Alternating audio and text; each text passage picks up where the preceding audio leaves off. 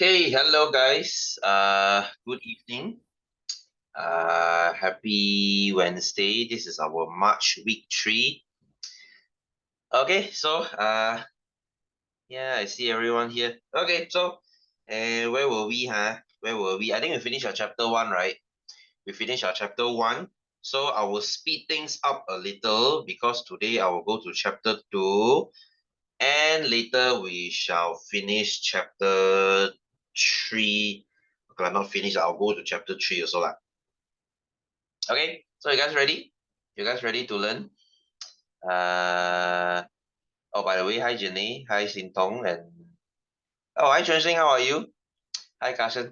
So the usual lah, huh? Anyway, so let's begin with chapter 2, huh? Let's begin with chapter 2, huh? Okay, so guys, this is a very simple chapter. We will be learning about CPR. Okay, let's teach you how to save people today. Apparently they don't learn this in biophysics and chemistry because I don't know, maybe you guys who learn science needs to save people. They don't need to. Right. So today we will be talking about CPR and what is CPR. CPR stands for cardiopulmonary resuscitation. Okay. Yes, Karen. Hello. So CPR, cardiopulmonary resuscitation, and yeah, let's explain what does this mean. Okay. Cardio means heart. Okay, cardio means heart. Pulmonary means your lungs. Okay, I actually mentioned this last year. When you learn Form 3, when you see the word pulmonary, it's something to do with your lungs. All right, so cardiopulmonary resuscitation means you try to, not to say revive, but you try to make them function. Okay, you don't let them stop. So that's the meaning. Okay, so your heart lungs resuscitation, okay, cardiopulmonary resuscitation. I think in BM is called resuscitasi cardiopulmonary, isn't it? I think it's the same word lah. Okay, so CPR. So what is a CPR, by the way? Okay, as the name says, you need to help the person pump his heart. You need to help the person breathe into his lungs. This is the meaning of CPR. Right? It is an emergency aid. Okay, so it has two parts, because you have the heart part, you have the pulmonary, the lungs part. So how do you restore the heart? You do chest compression. Okay, this thing. You do chest compression. And how do you restore the lungs? You do breathing into the mouth, or we call it mouth-to-mouth resuscitation. So you do this and you do this, right? So the chest compression will help the heart. The breathing into lungs will help. Breathing into mouth will help the lungs. So this is the meaning of CPR, lor. Okay, so it's two parts. This is, like I say here, to restore their heartbeat and breathing. That's why heartbeat, cardio, breathing, pulmonary, restore, resuscitation. So CPR. Right, so guys, don't be mistaken. Many times when I say CPR, people already think, oh, this is CPR. This is CPR. This is just half of CPR. Breathing in is part of CPR. So you have two parts here. You need to do two things. Okay, any St. John here? Or any PBSM here? If you're from St. John or PBSM, provided if you attend the class in your school, you should have learned this already. Okay, because this is like the first thing they learn, right? And they will give you a model, the CPR.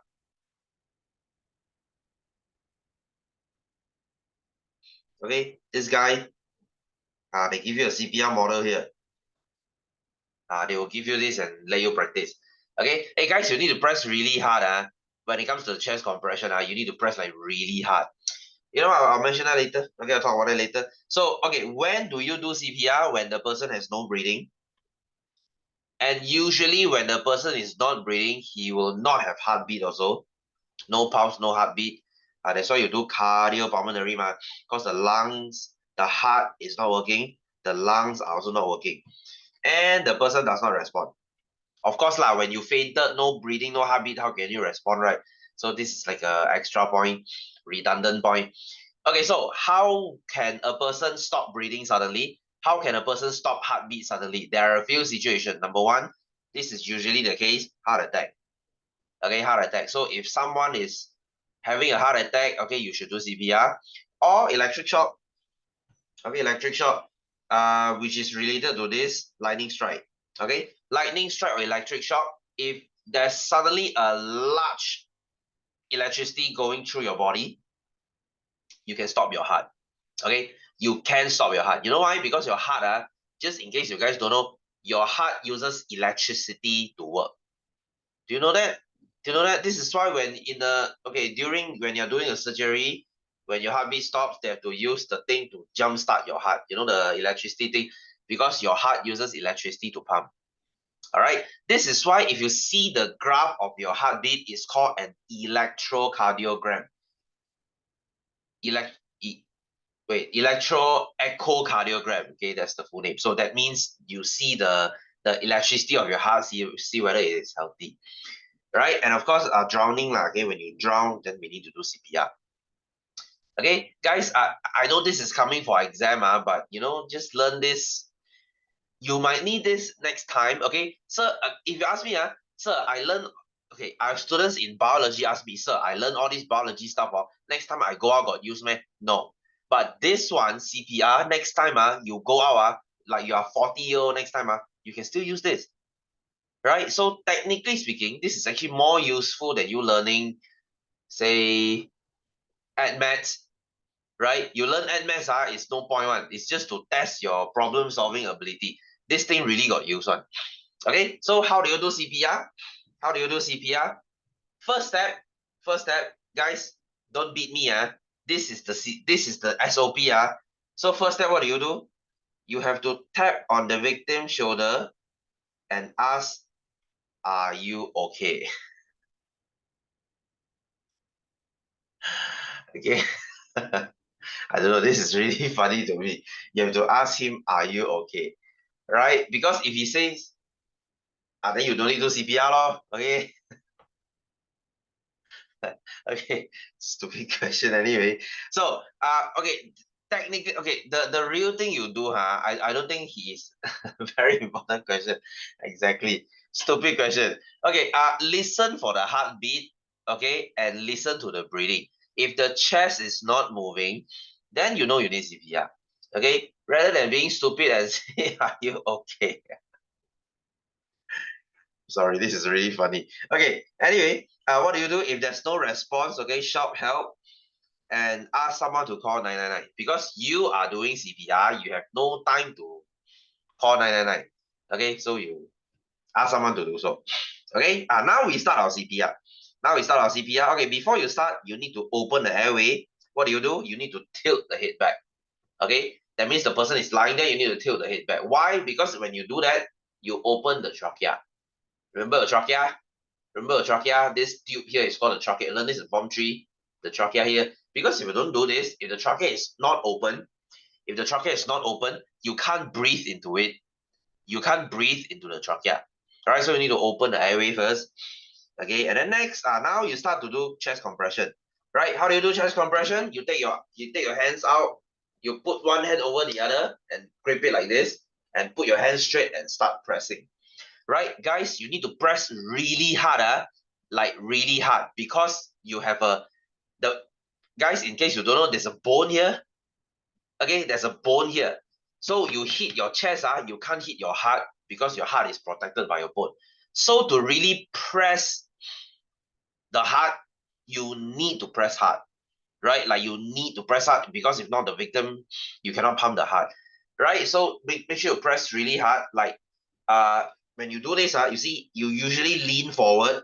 You lean forward and put your whole body mass onto the heart, okay, onto the chest, okay, and you press it here. Okay, so guys, just to tell you, it is very normal. It is very normal after CPR. After CPR, the patient, the victim will have broken ribs here. Not really broken lah, but you have ruptures here. You will have cracked lines here. It's very normal, right? You might say, sir, I break someone's ribs. You either do that or you let him die, lor. So you just press on, no problem. Just press as hard as you can. This is to make sure the heart works, right? Because the heart is not working now.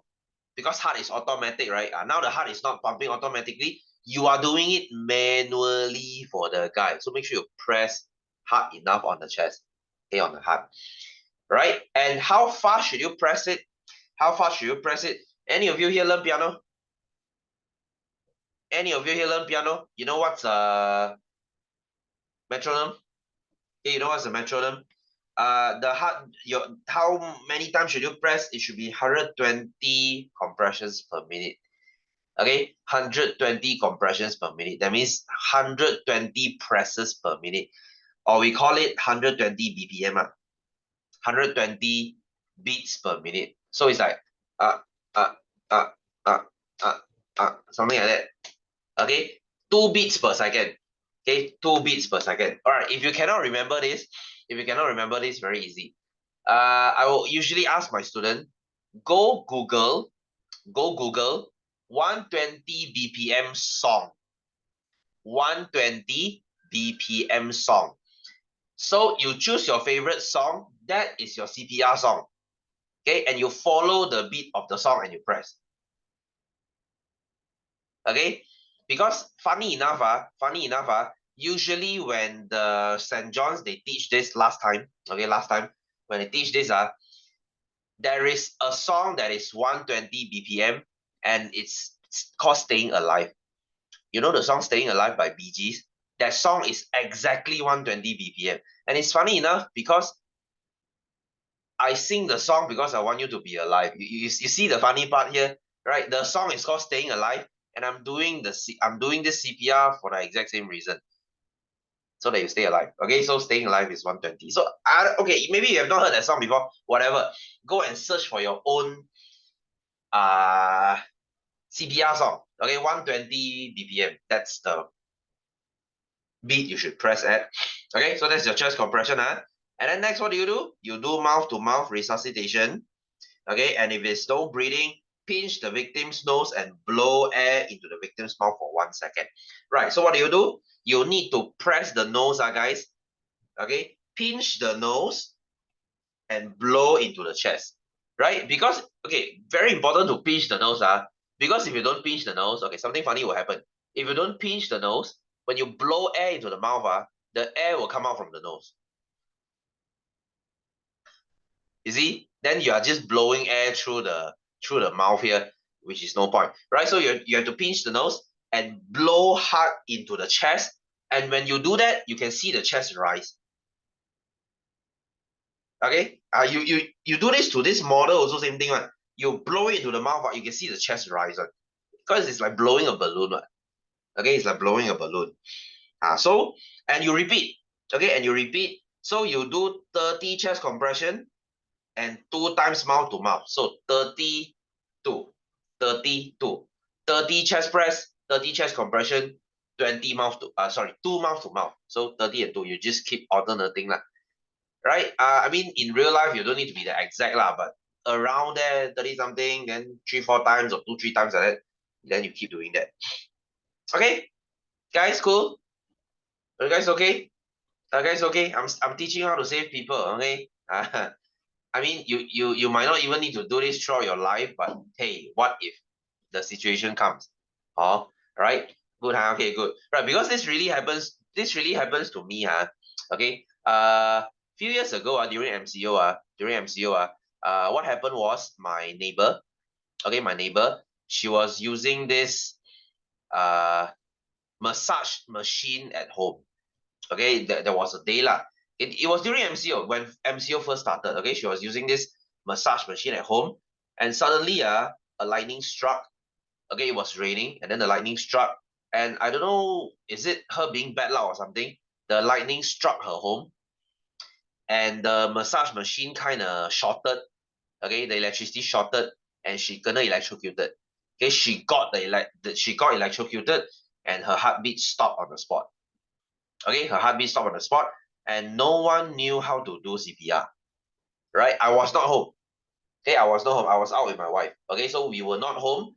So you see, this is like fated. If I were home, maybe I know how to do CPR. Okay, because nobody knows. Nobody knows. So everyone just sent her to the hospital, and before that, it's already too late. Okay, so you see, you might save people because of this thing. All right, and here's the thing, guys. Here's the thing, how long should you do CPR? How long should you do CPR? You don't see this from like those stupid drama.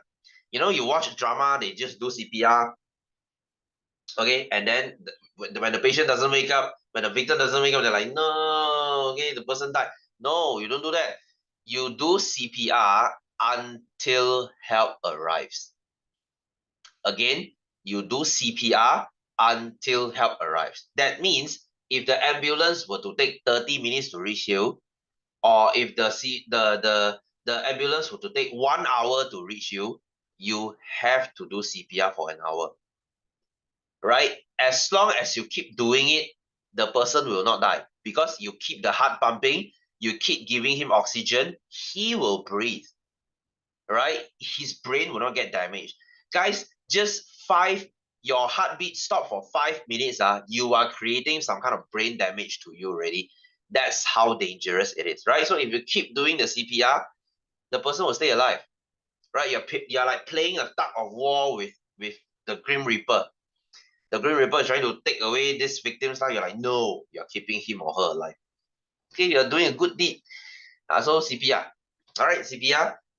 Yes, coming up for exam, maybe in your first exam, but hey, this is more towards saving people. So I think you should learn this until, I don't know, till the end of your life, I guess. Right. So anyway, science concept. Why do you do CPR? Chest compression is to produce artificial blood circulation. You are pumping the heart manually.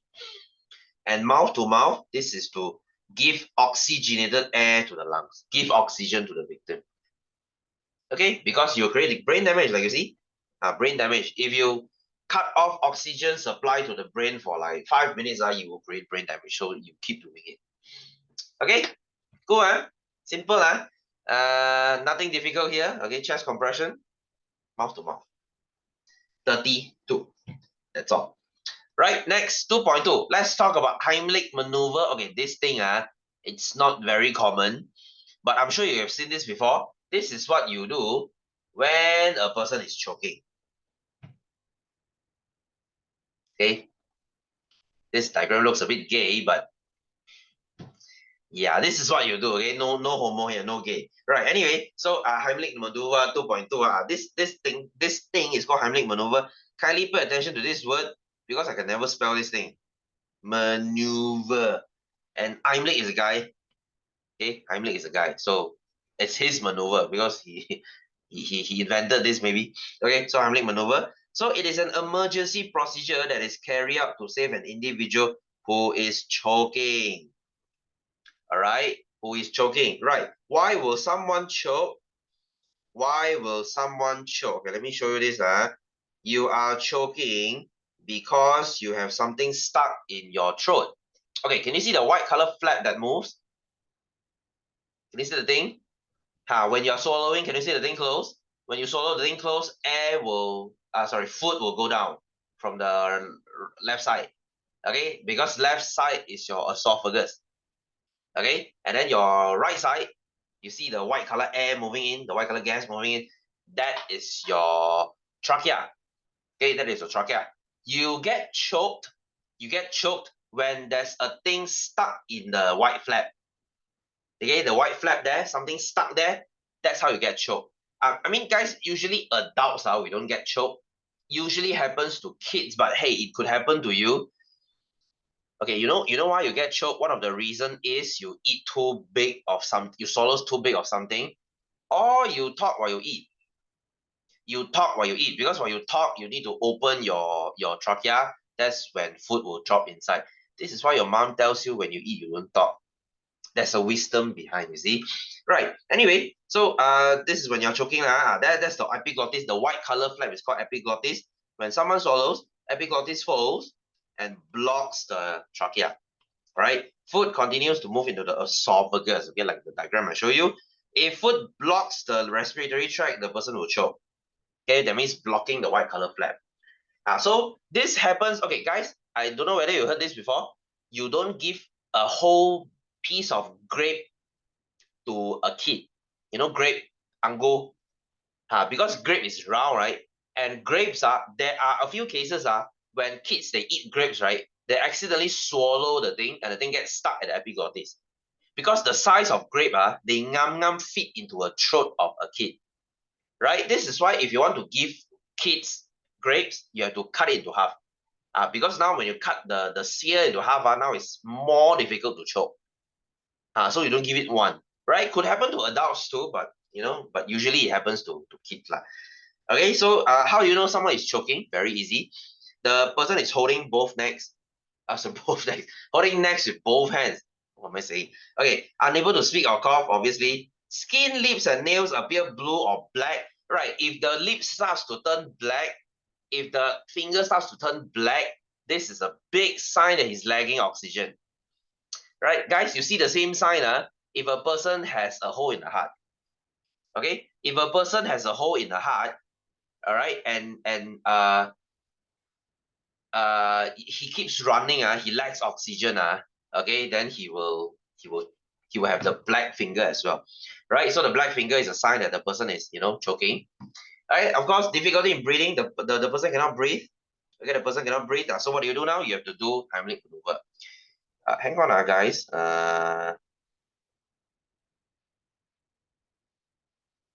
Okay, I think someone cannot come into my room. Okay, right. So Heimlich maneuver. So what do? Number one, you stand behind the victim and bends his body slightly forward. Okay, you go. This looks a bit gay, isn't it? Right. So you stand behind him and bend him forward. So what do you do now? You put your arms around the victim from behind, clench your fist with your right hand. You do this. Okay, you do this. You do this. And then where do you put your hands? You place your right fist between the navel. You know what is your navel? Navel is your belly button. Navel is your belly button here. Okay, so it should be between your belly button and below the ribs, right? That means your ribs is here, right? Your belly button is here, right? It should be in between here, around the stomach there. Okay, around the stomach there. Right. What do you do next? What do you do next? You press and jerk upwards. I think it should be pull. Why is it press there? You pull and you jerk upwards. Upwards and inwards. Okay, what is this concept here? When I pull, I see between the rib cage, the ribs and the navel button in between here. Okay, what is this concept here? Guys, you remember what is this? What is this flap underneath your lungs? Do you remember the name of this? Okay, this is your lungs, and then there's a flap at the bottom. What is this called? You learned this last year, actually. It's a muscle down here. Anyone? Anyone? What is this muscle called? You learned this like last year, chapter 2, I think. The lungs chapter. Oh, wow. Very good, Jenny. Okay, yes, that's your diaphragm. That's your diaphragm. Remember this thing?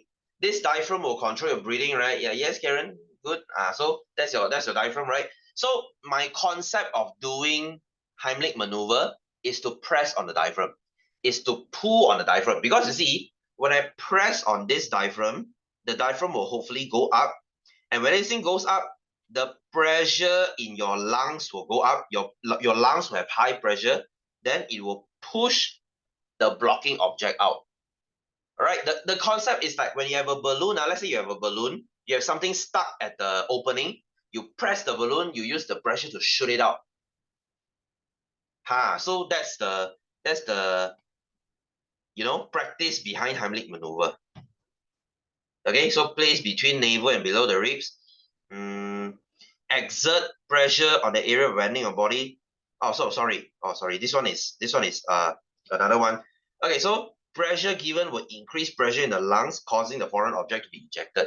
And guys, it's just not one time. If one time doesn't work, you have to keep jerking and keep jerking until the thing will just go fly out. So it's quite a violent thing to do. Either this or die, right? Okay, either this or die. If this happened to a kid, you have to do it on a kid, right?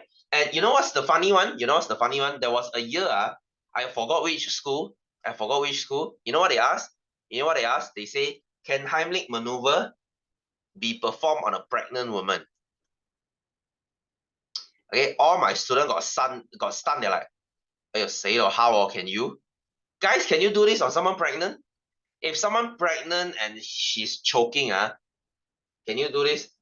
What's my background? Are you you figure it yourself? You know what? Let me change it real quick because I damn long didn't change my background already. Hang on, I have a RIV baby. Yeah, you're gonna yeet the baby out. Okay, why don't I change this? Okay, it is better. Okay, so anyway, so can you do a Heimlich maneuver on a pregnant woman? Yes, you actually can. You jerk it above, slightly more above. You place it slightly higher. You don't put it on the navel because you can't, because there's a baby there. Because you will yeet the baby out, right? You will yeet the baby. I mean, better that than better one die than two die, lor, I guess, right? So you can do it on a pregnant woman. It's just that you have to place your hand a bit up, okay, a little bit more upper. So that's the thing. Okay, so anyway, what happens if you are alone? Okay, this is the challenge. If there's no one around when you are choking, the best way to save yourself is to place your hand following the Heimlich maneuver between the navel and the ribs. Okay, you place your hand on yourself, and then try to exert by bending your body. Try to push it yourself. Okay, but if you cannot press because you are so weak right now, you are lacking oxygen. If you have no strength, find an object that is about the height of your waist, such as a chair or a table, bend forward and push your body with all your strength. Use a chair and push yourself against the chair like that to speed that out. Better than nothing, lor. Okay, better than nothing, lor. So that's the concept behind. Okay, cool, easy, huh? Easy, huh? Really simple, huh? So I kid you not, this is chapter 2. They made this into a chapter. That's why you see. That's why you see. The first exam, they will cover chapter 1, 2, 3, and it's a no-brainer for you to score. Okay, I don't even care lah. Even if you score, it's like not really important one, because it's not really that. Yes, amazing chapter. Am I right? Okay. So let's go to exercise, shall we? Let's go to exercise, shall we? Guys, give me a second. I'll go to a toilet real quick. Give me 5 minutes.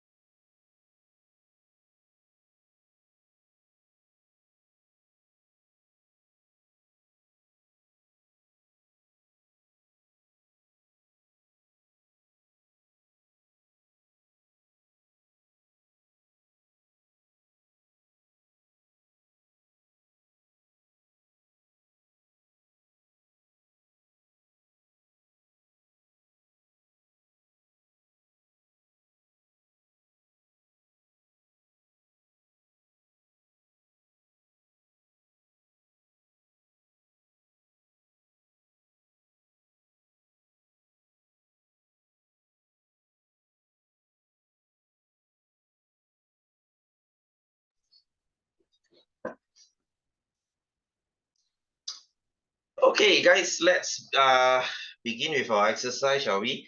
Guys, I will not spend a lot of time here, lah, because it feels like you know many students they say this chapter they are like when they are doing this chapter halfway they are like, sir, is the Ministry of Education trying to insult our intelligence by putting this chapter here?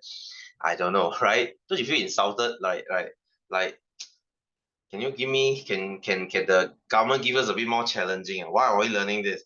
Okay, anyway, so what is meant by cardiopulmonary resuscitation? Okay, so this is your chest compression, okay, followed by your mouth to mouth. Okay, guys, I'm not translating this because everything is according to the notes. I'm just gonna write a single language here. So anything you just refer back to the notes. So the entire generation. Wow, Karen, then that case, I will worry for this country's future. Okay, they are learning. You know what? I actually feel that our syllabus hey guys, don't make no mistake I actually think this is a good chapter to learn because you keep this skill for your life, right? Because you see, when we learn about ed maths, okay, any of you take ed maths here? Okay, I'm sure you take maths, right? When you do quadratic equation, you ask me, sir, where exactly do we use quadratic? I will tell you, no, not we don't really use it in life, right? So why not they teach us something more real life, like how to do your taxes, how do bank loans work, how does economy work? Why not learn that? I think that is more practical. Okay, put it in the earlier form. Yeah, maybe.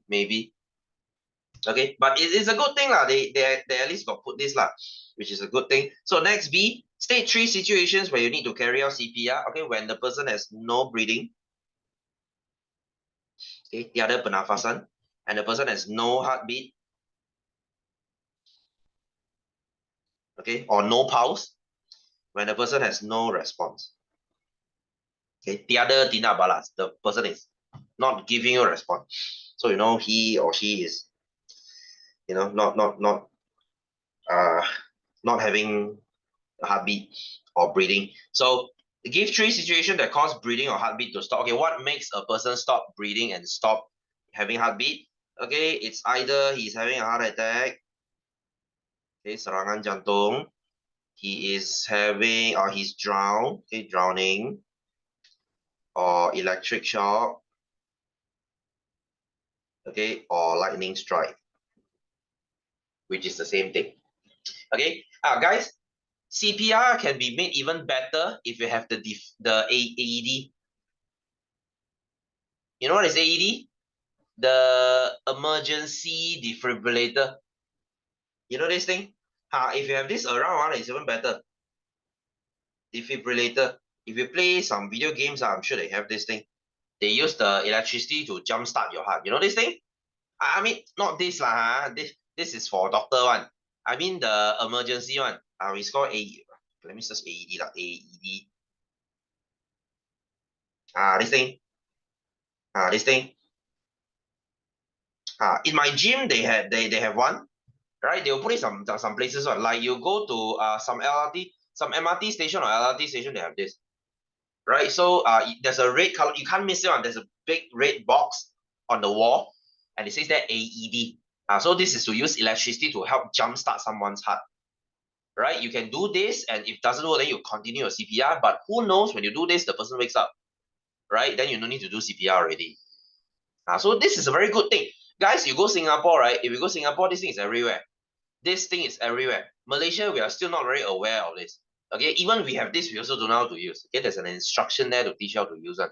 Okay, so can you see the 2 sticker there? It gives electricity to your heart so that your heart, starts pumping again. Right? So anyway, state 3 importance of CPR. Okay, this is to maintain heartbeat. Okay, or to keep the heart beating, to supply oxygen to lungs, maintain blood circulation. Wow, so many things you can say here. I'm just going to keep it short lah. Okay, so next, number 2. Complete the flow map below. Check the victim. Okay, my pen is running everywhere. Okay, check the victim before performing CPR. You should ask him, are you okay? You okay, bro? Okay, so B, tilt the victim's head and lift his chin up. Dongakkan kepala mangsa dan angkat dagunya ke atas. Okay, push this up. And then check the victim's breathing. Or you can even say pulse or heartbeat. Okay, pernafasan or denyutan. I accept both answers.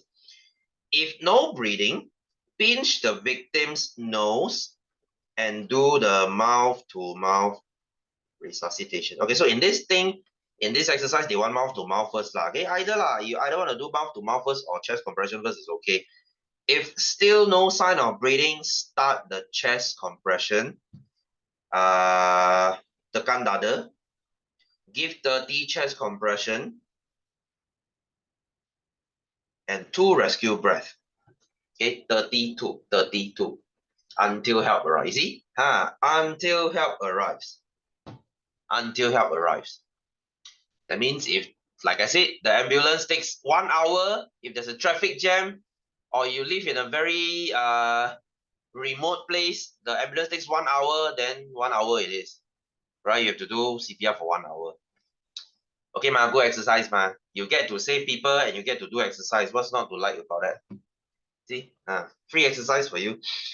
Anyway, number 3. Nana is a student trained in the uniform body of St. John Ambulance in the school. She saw a boy become unconscious due to drowning. What is the first step she needs to do before carrying out the CPR? So what do you do first before you start CPR? What do? You ask victim. Yes. Are you okay?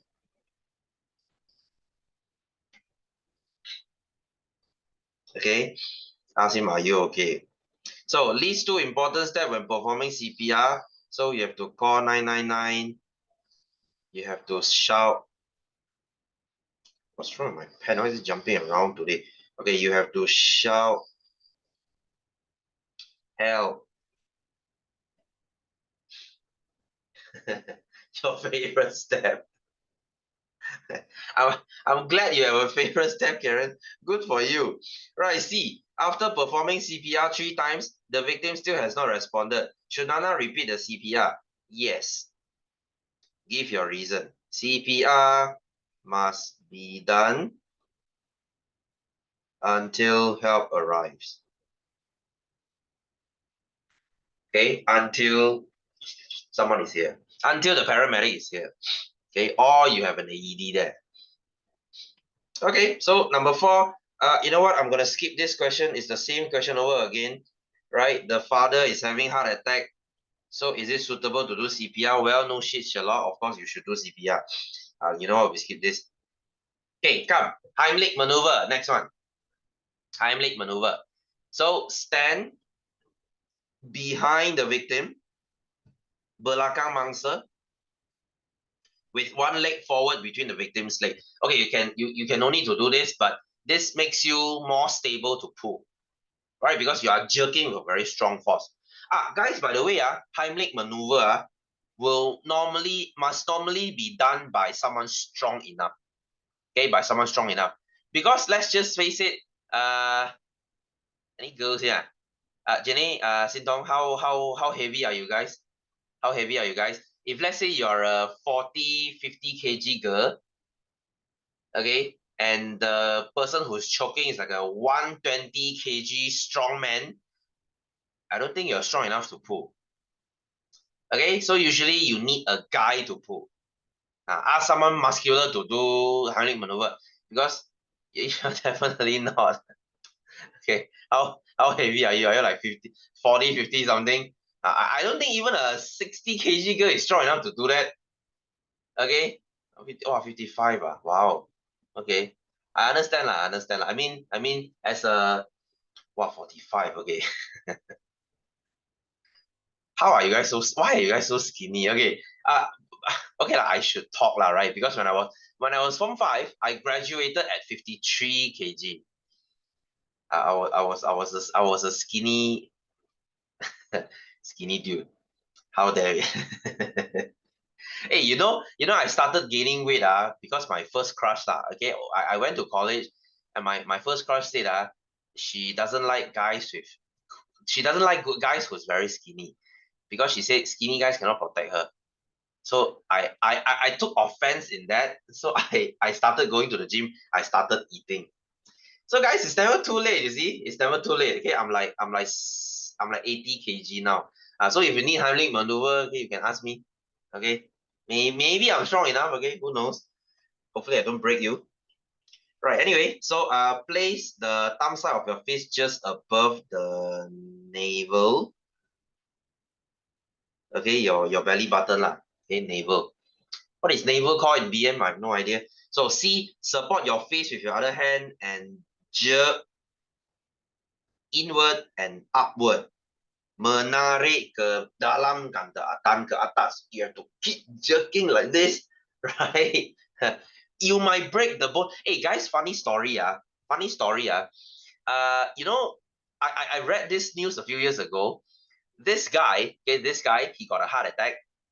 Okay, and lucky enough, when he's having a heart attack, there's a nurse nearby, right? So the nurse did what a nurse should do lah. So she was doing CPR for the guy, okay, doing CPR, CPR, CPR. Okay, and now the guy survived. Okay, the guy went to the hospital and he survived.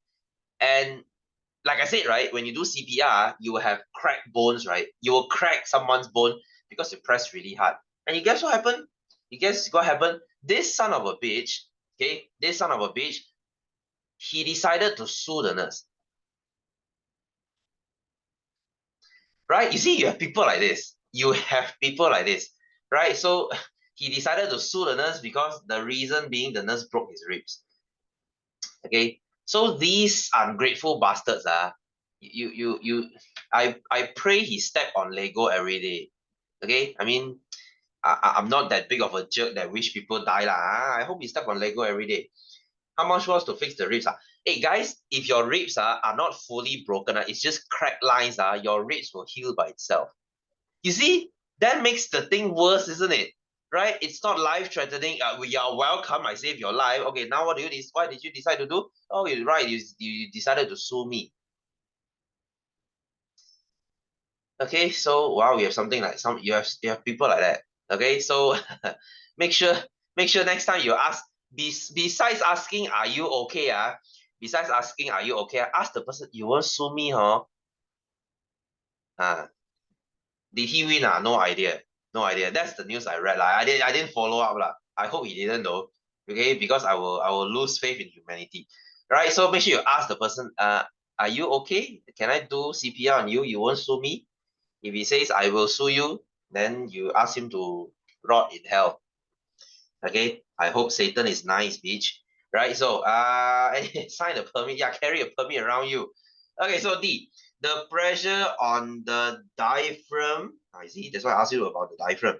The diaphragm of the victim causes pressure on the lungs to increase, thus pushing the object out. Okay, make sure you jerk hard enough, right? And make sure you're strong enough, lah. If let's say this guy is a 120 kg strong man, you cannot even, your arms cannot even go around him, what makes you have the strength to do Heimlich maneuver, right? So you need someone strong. All right, or you can just be strong yourself. Go to the gym, train your muscle. Okay, so that you can do Heimlich maneuver next time. So explain what is meant by Heimlich maneuver. Okay, it is an emergency what again? Emergency. Oh shit, I forgot the word. Okay, emergency step, I guess. Emergency step. Okay, for a person who is choking. Okay, you jerk a choking person. So that's what Heimlich maneuver is. So B, Amiru is eating in a restaurant with his grandfather. Suddenly his grandfather shows sign of choking. What should he do to help his grandfather? Guys, please draw it. Write this yourself here. Okay, write this yourself here. 4 steps lah. Oh, emergency procedure, right? Oh, the word escaped me. Thanks. Right, so 4 steps here. What is the importance of learning Heimlich maneuver? To save someone who is choking. Don't you feel stupid doing this chapter? Because I sometimes do. Right, diagram below shows the so they don't sue. Hey, you mean they will sue? Because you do, they will sue you one eh. Hey, actually, I saw this news, right? Below that there's a comment. After I read the comment, it actually makes sense though. You know why people like to sue people in the US? Because medical bill is really expensive in the US. Right? Hey, you know how expensive? Yeah, yeah. Guys, you know how much is an ambulance ride? You know how much is an ambulance ride? Okay, let's say in the US, you have to call the ambulance. The ambulance is at least $1,000, right? That means per trip, it's at least $1,000, and they have to add on if it's further. That means, oh wait, Karen, how do you know? Okay, that means if you if you have some emergency situation in the US, you probably should take Uber, right? And Uber ride is much cheaper than an ambulance ride. Guys, an ambulance ride costs as much as an iPhone. You see how ridiculous that is, right? And I actually, yeah, go to other country exactly. I actually saw this on Reddit. I actually saw this on Reddit. This guy, he got bitten by a snake. Okay, so he shared his hospital bill on Reddit. So he got bitten by a snake. He got hospitalized for 1 week. The bill came out to, if I'm not mistaken, 140,000. Okay, guys, you heard that right? It's 140,000. That's a down payment for a freaking house, right? Just a snake bite, guys, and it's just 5 days in the hospital. So everything adds up to 140,000. So yeah, you let that sink in. That's why people in the US, whenever they get the chance, they will sue so that they can get some money, so that they have money to pay for their hospital bill. Right? That's just a sad reality. So I don't get why people say, oh sir, I want to go to the US. US is the best country in the world. No, no. The USA is not even close to the top 10 best country in the world. First of all, the medical bill is expensive as shit. Second, it's racist as hell over there, right? And number three, did you know that everyone has a gun? Okay, gun violence is a real thing. You go to school, right? You bully that kid. Every day you bully that kid. One day he will bring his gun to the school and he will shoot all of you up and he will kill himself. Okay, you know cases like these happens, right? The school shooting cases, there are so many already, and yet they say, oh, guns should be legal because we need to protect the people. How exactly is this protecting your people? I don't understand. Right? Yeah, more guns than people actually. Yeah, exactly. Why tell that to your father? Your father likes America a lot, man. Okay, so that is what happened. That is what happened. You know the song Pumped Up Kicks? You know there's a song called Pumped Up Kicks. It's about school shooting. Go and listen to that. Right? So yeah, school shooting is a real thing. So don't go, if you go to the school in US, try not to bully anyone. Okay, because tomorrow when he comes to school with a gun, he might spare your life. Oh, you are a good guy. You didn't bully me, so I'm not shooting you. I guess. Let's hope so. So that's what's gonna happen. All right. And guys, funny story. Funny story. You know Kinder Joy? You know Kinder Joy? I'm sure you have this when you're a kid, right? Kinder Joy is actually illegal in the US. Right? So you let that sink in. This thing, a chocolate who's meant for kids, is illegal, but a gun is legal. Best country in the world. Right? You want to get shot up? You want to get people to racially abuse you because you're an Asian, what? Okay, as long as you're a Chinese, they see your face like Chinese, they will abuse you one. You want them to abuse you? Yes, US is the perfect country to go. It's choking hazard. Okay.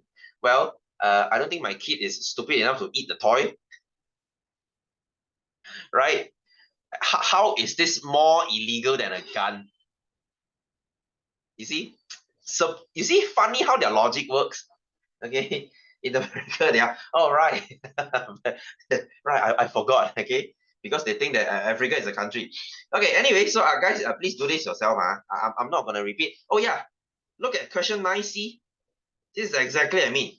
Can the Heimlich maneuver be performed on a pregnant woman? What can be done to save a pregnant woman? Okay, yes, you can. Yes, you can. So what do? You place your arms slightly higher. Okay, or on the rib cage also can. Okay, make sure you don't yeet the baby out. Okay, ma, free delivery, ma. Oh God, I'm going to hell for this. Okay, anyway, anyway, so let's go to chapter 3, shall we? Okay, minutes. Okay, you guys are going to hell too. Okay, anyway, that's all I'm saying. Right, so guys, let's go to chapter 3. Let's go to chapter 3. I know this is a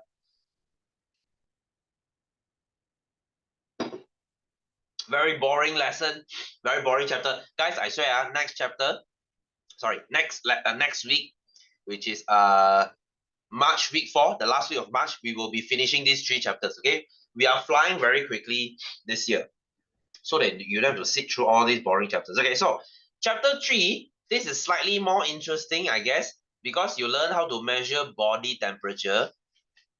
Wow, really? Okay, body temperature, your pulse rate, your blood pressure. Okay lah, this one a bit more interesting. You guys have the cuff, the blood pressure cuff. You guys have a blood pressure monitor in your house. Okay. If your ama or your akong is high blood pressure, then maybe you do lah. And of course, you have your BMI. How do you measure your BMI? What is considered as an overweight or underweight or whatever. All right, so let's go to let's do something easy first. Let's talk about body temperature first. So temperature is a measurement of the degree of hotness or coldness. So how hot something is or how cold something is. That's the degree of hotness or coldness. So body temperature is the measurement of degree of hotness or coldness of your body. Okay, no shit. Understanding body temperature is very important because any change in our body temperature, whether it's higher or lower, is a sign that our body has health problem. Okay, come, moving on. Right, so we have 4 types of thermometers here. We have 4 types of thermometers here. We have the clinical thermometer because we use them in clinics. We have laboratory thermometer because we use it in the lab. We have rectal thermometer. Guess what is the meaning of rectal? And infrared thermometer. I don't need to tell you what is this, do I? Okay, I can give you one and you go home and press this on yourself for 10 times per day. Okay, aren't you sick of this? Right, I'm just sick of this. We have so many of this. Okay, anyway, so what is a clinical thermometer? Okay, first let's look at this one first. Laboratory thermometer. You must say, sir, this clinical thermometer and this laboratory thermometer got difference, man? Got. The length is the one difference. Okay, we don't use laboratory thermometer to measure your body temperature. Number one is because it's very long. Guys, this thing is like 30 cm. Can you put this in your mouth? Can you put a 30 cm stick into your mouth? No, you can't. I mean, you look really stupid lah. And plus, the accuracy is 1 degree Celsius. That means this thing will go from 36 to 37 to 38. Okay? You see, 37 you are normal. 38 you are fever. So there's only one jump there. It's very hard to see. But clinical thermometer, it jumps by 0.1. Right? They will go from 36.1, 36.2, and it goes on. It has the 0.1 there. Maybe some Americans do, right? Maybe. Okay, so can you see a king here? So can you see a king here? Clinical thermometer, if you are using the mercury one, the king here is to, they will ask this in exam, so that the mercury does not go down quickly. Because if you use this thermometer, when you put this in water, let's say water is 100 degrees, immediately when you take it out from the water, the temperature will start dropping. So same case, when I put this thermometer into your mouth, I take it out immediately, the thing will start dropping. So it's not accurate. So this king is to slow down the drop so that when I take it out from your mouth, the thermometer is still there. I can read your body temperature. Okay, so they will ask this in exam. Again, this kink is so that the mercury does not go down quickly or to slow down the mercury. But hey, guys, have you used this before? Right? I think you guys were born in like what 2000 and what year were you guys born in? I don't think they don't use this anymore, do they? Right? This is like dinosaur age technology already. When I was a kid, okay, I was born in 1991. So when I was like 5 years old, when I go to the clinic, they really use this one. You have to sit there for 5 minutes with this thing in your armpit like that. Because this thing takes time to work. You see, we don't use this kind of stone age technology anymore because we have something like this. Now it's everything digital. Yeah, 5 minutes you have to sit there, no joke. Because it takes 5 minutes to read this thing. Go and ask your parents. I'm sure your parents know this. Okay, so this is your digital one. So what is your rectal thermometer? This is for your butthole. Okay. Why do you need to shove a thermometer into the butthole? This is either for pets. Okay, when I bring my dogs to the vet, then they will use this. Or it's for infant. It's for baby. You have to put it into the rectum lah. Okay, and before you do this, please put some lubricant here. Okay, I know it's funny to say that because if you put this thing in dry, it's gonna hurt. You don't need me to say why. Okay, right. So please put some lubricants here, or you can just use this. Okay, infrared thermometer. Okay, this is the fastest one, the most convenient one. Okay, it's without any contact. So this is much more convenient. All right, and it can take temperature very quickly. So this is why we use this. Guys, imagine COVID happened 20 years ago. We all have to use this before you go into a mall. Imagine we have to measure your body temperature this way before you go into a mall. That will be a major pain in the ass. So glad that we have technology now today so that we don't have to use this thing anymore. This thing is such a pain to use. Okay, so guys, that's it about chapter 3. Sorry, not that's about chapter 3. Okay, what makes your temperature go up, by the way? Let me finish this. It's either when you exercise, okay, your body temperature will go up, or you're exposed to heat, you stand under the sun, or infection. Most of the time, if your body temperature goes up for no reason, means you're having a fever, means you're having infection. You have some kind of virus or bacteria in your body. Not because you eat hay. You know what is eat hay? Every time we fever, our mom should say, oh, you eat hay, you must drink 凉水. You must drink 凉水. Doesn't work that way. It's because of infection. Okay, so the more you know. Right, anyway, guys, I think I will stop here. Next week, we shall finish chapter 3. I hope you learned something new today.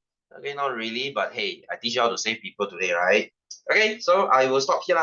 I shall see you again the same time next week. Okay, hope you have a great week ahead. I will see you next Wednesday. Okay, so ciao, guys. I'll see you soon. Take care. Bye-bye.